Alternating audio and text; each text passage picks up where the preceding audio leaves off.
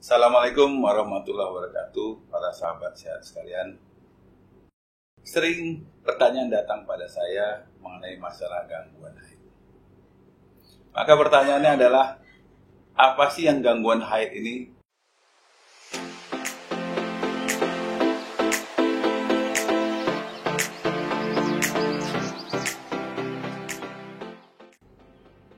Gangguan haid itu bermacam-macam jenisnya. Sebelum kita memulai bicara gangguan haid, tentu kita mesti kenal dulu yang mana dimaksud dengan haid yang normal. Haid yang normal itu adalah perdarahan siklik yang datang rutin sekali sebulan pada wanita di usia reproduksi. Artinya reproduksi itu antara 15 sampai 45 tahun. Nah, bagaimana yang dikatakan dengan siklus haid normal? Siklus haid normal itu kita hitung dari hari pertama haid ke hari pertama haid berikutnya. Jadi kalau misalnya pada bulan Oktober hari pertama haid jatuh pada tanggal 1,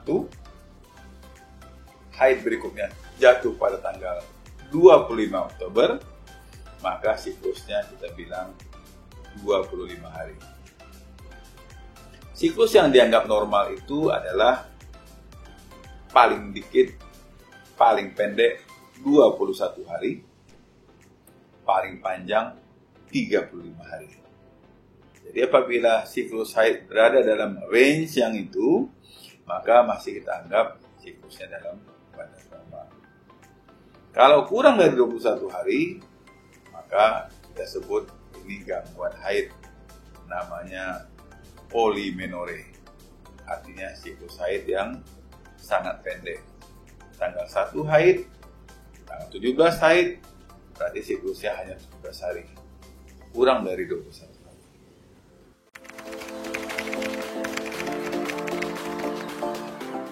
Yang dapat menjadi gangguan haid adalah jumlah darah haid. Jumlah darah haid itu rata-rata sekitar 70 sampai 80 cc. Apabila jumlahnya lebih dari itu, kita sebut dengan hipermenore, darah haid yang banyak.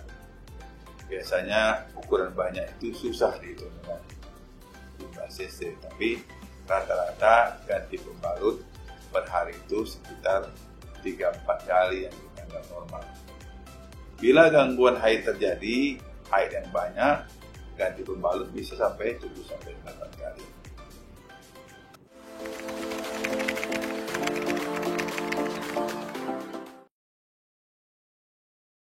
Ini harus dilakukan pemeriksaan. Yang paling sering gangguan haid itu adalah gangguan hormonal. Jadi ada gangguan hormonal, gangguan kesuburan, tidak seimbang antara hormon estrogen dan hormon progesteron, maka haidnya akan terganggu. Ini bisa kita lihat dengan pemeriksaan sonografi. Kita lihat tidak ada kelainan, rahimnya batasnya normal, endometrial line bagus, tidak ada kista, tidak ada miom, maka besar kemungkinan adalah gangguan hormonal. Penyebab gangguan haid yang nomor 2 adalah adanya miom. Miom, tumor jinak yang tumbuh di dalam rahim, khususnya tipe yang submukosa. Artinya miomnya tumbuh masuk ke dalam rongga rahim. Nah, bila ini terjadi, maka haidnya menjadi banyak dan lama. Penyebab lain apa? Konsumsi zat-zat yang mengganggu pembekuan darah. Misalnya mengkonsumsi soda berlebih-lebihan.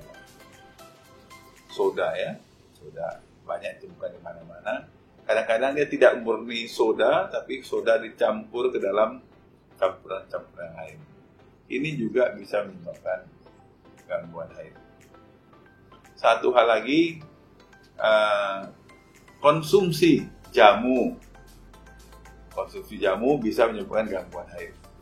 Jamu yang mana? Menurut pengalaman, jamu yang mengandung kunyit asam itu akan menambah lamanya masa haid dan menambah jumlahnya masa haid.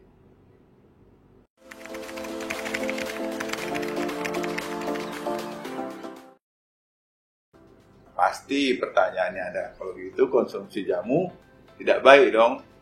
Saya tidak bilang tidak baik, tapi untuk wanita-wanita yang bermasalah haidnya, baik jumlahnya berlebihan, atau siklusnya terlalu pendek, atau terjadi perdarahan di luar siklus, anjurannya adalah buat sementara stop dulu mengkonsumsi soda dan stop dulu mengkonsumsi kunyit.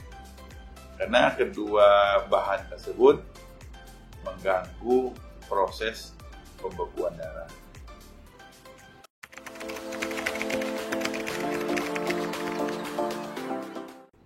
Lantas bagaimana kita menata laksana haid yang tidak teratur ini? Tentu penata laksananya sesuai dengan penyebabnya. Apabila penyebabnya adalah gangguan hormonal imbalance, hormonal yang tidak seimbang, tentu kita lakukan terapi hormonal. Pemakaian hormon biasanya diberikan selama 2-3 kali siklus haid. Tapi apabila dalam pemeriksaan kita menjumpai hal-hal lain, misalnya ada polip, misalnya ada miom yang seperti saya katakan tadi, atau ada lecet di mulut rahim, tentu penyebabnya kita obati dulu. Biasanya kalau pengobatannya penyebabnya telah kita atasi, haidnya akan kembali normal. Nah, jadi ini memang selalu jadi masalah.